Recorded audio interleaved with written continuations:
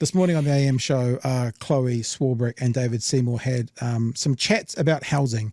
Let's have a look at that conversation. We're looking at about 6.5% year on year, so that's still up above CPI at 4%. Talking rent.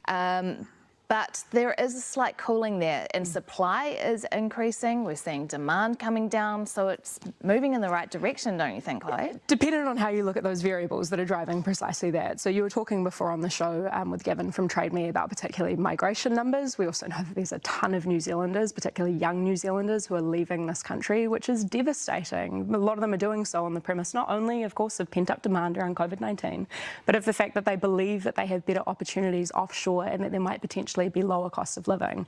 We can achieve better infrastructure investment. We can have a thriving nightlife. We can have communities that people want to invest in here in Aotearoa, New Zealand, if we get the policy settings right. But actually, I would call on David here because he made some compelling points when it comes to the evidence and database that we need to make. See what this is? This is what Sunita did. See how she's saying nice things about David? It's the same sort of. I'm just saying. Informed decisions around school attendance, for example. We don't currently have next to any real good, meaningful data around the distribution of ownership of rental properties in this country. And in fact, both Labor and National have kind of had a go at each other for not having these figures, yet not being interested in actually resolving the problem in the first place.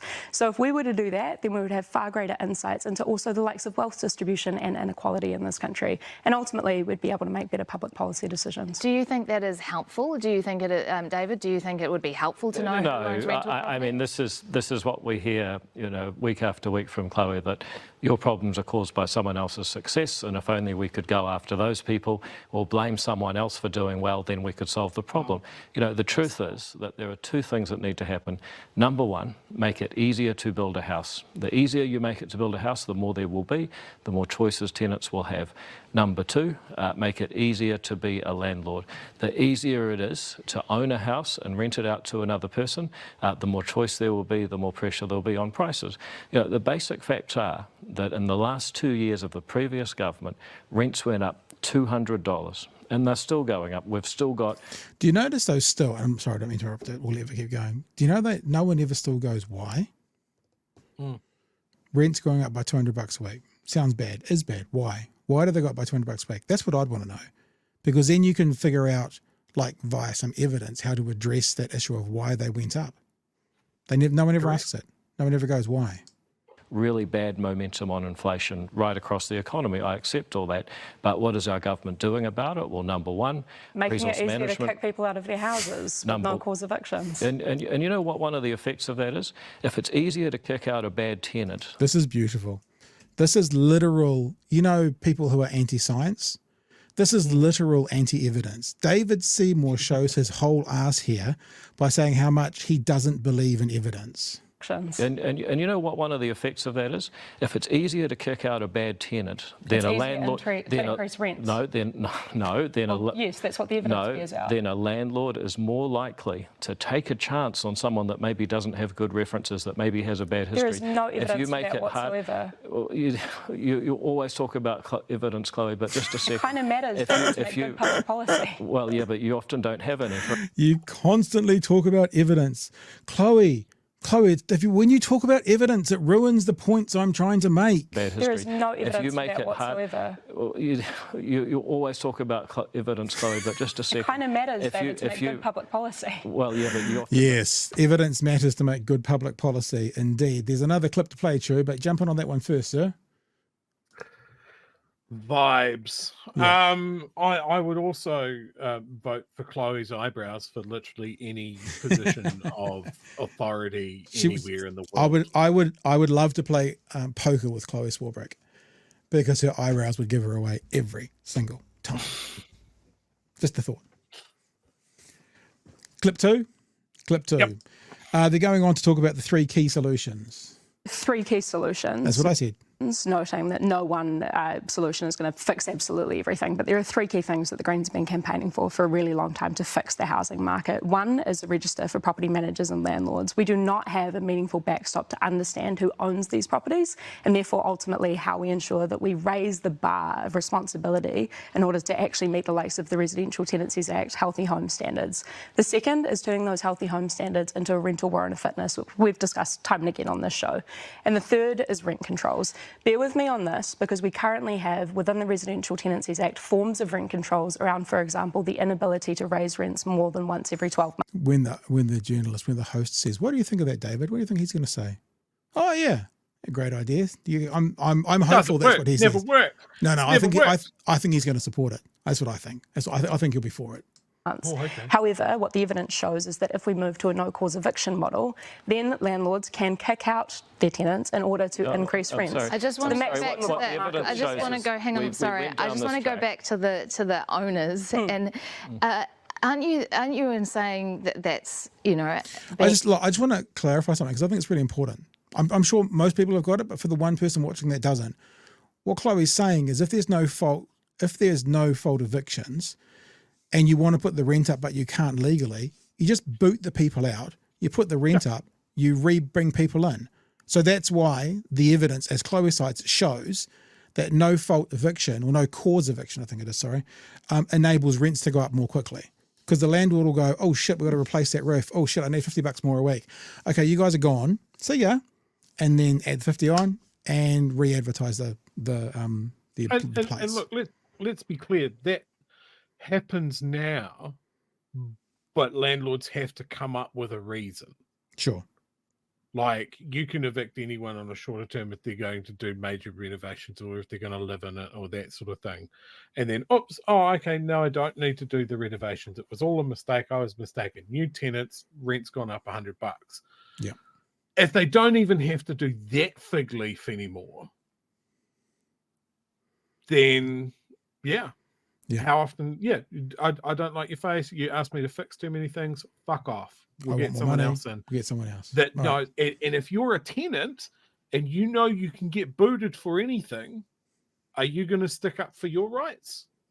Yeah. All right. No. This has got lessons. About 60 seconds to go. I just want to go back to that. I just want to go. Hang on. I'm sorry. I just want to go back to the owners and. Aren't you in saying that that's, you know, owning a property is kind of inherently makes you a bad person in some way? You know, no. We want to make sure that, you know, there's a specific type of person that's not owning a whole lot of property. No, what we want to do is have an informed public debate. Right now, we know that there's approximately 120,000 landlords. We know that there's approximately 1.5 million renters in this country, but we don't have meaningful understanding of who owns what, and therefore, if there are bad actors, how we can raise the bar. No, it's ultimately about creating a public policy environment. It's a witch hunt. And I'm sorry, but this is the kind of populism that I'm getting tired of. If it's only we could find some evidence about who owns what in this country. Oh, David's getting Populist tired of says it. What? Oh, David. Surely that is an important thing. No, because what's important is that we make it easier to build a house, make it easier to be a landlord. And if you want to talk about evidence, Chloe, you guys had 6 years.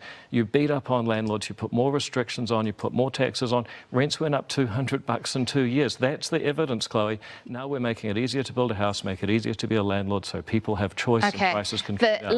There you go. And that's the end of the two clips. Chewie, I mean, again, you know, no pushback for why did it go up by $200 a week. Lots of solutions from Chloe.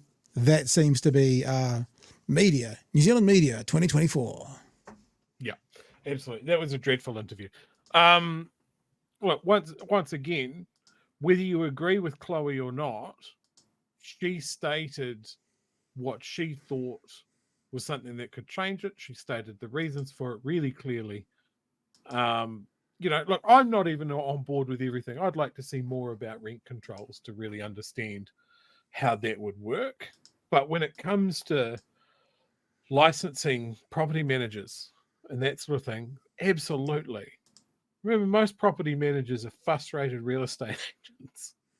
There are just absolute horror stories from rental agencies and rental property managers and they're just too common, and they're just too similar to look at and not go, this is a problem. So yes, I think that should be solved. I also agree with the rental warrant of fitness, because as much as the healthy home standard moved the needle a little bit, I don't think it moved it enough to provide people with warm homes that keep them healthy. Yep. You know, we've got a lot of old homes, and most of them are rentals. You know, the benefits to the entire country are very, very clear. The benefits to the owner's property portfolio may be less clear, which is where Seymour's coming in. Yeah, I'd like to know more about rent controls. Yeah, before I really weigh in on that. I also love David Seymour talking about populism. Because there were two politicians on that couch, and one of them was definitely a populist. And I don't think it's who David Seymour thought it was. What is that? I'm rubber and you are glue. What you say bounces off me and sticks to you. That's projection. It's always projection. Every accusation is an admission. All of those sort of things. But yeah, do we really think that? You know, I'll give it to him. Building more houses is part of the problem. Well, it was part of the solution to the problem. But what David's saying is make it easier. That means less regulation. Now, we've tried this before, and we ended up with decades of fixing leaky houses. Or we'll end up with some shoddy short-term builds just to get some money moving through. What we need to do is move away from property ownership and rentals being the only way to use your investment dollars in this country. If people aren't hoarding houses, then more people can own houses, and then we wouldn't need as many rentals. But yes, he won't get out of his way to see that. I was just looking for the graph that shows the houses built under Labour, 120,000. Oh, and yes. then under National so far, 0. It's just about houses being built. And look, talking about rents going up $200, you know, what David's trying to draw there is a parallel straight to the healthy home standard, straight to the bright line test, all of those sort of things affecting rentals. And it wasn't that at all.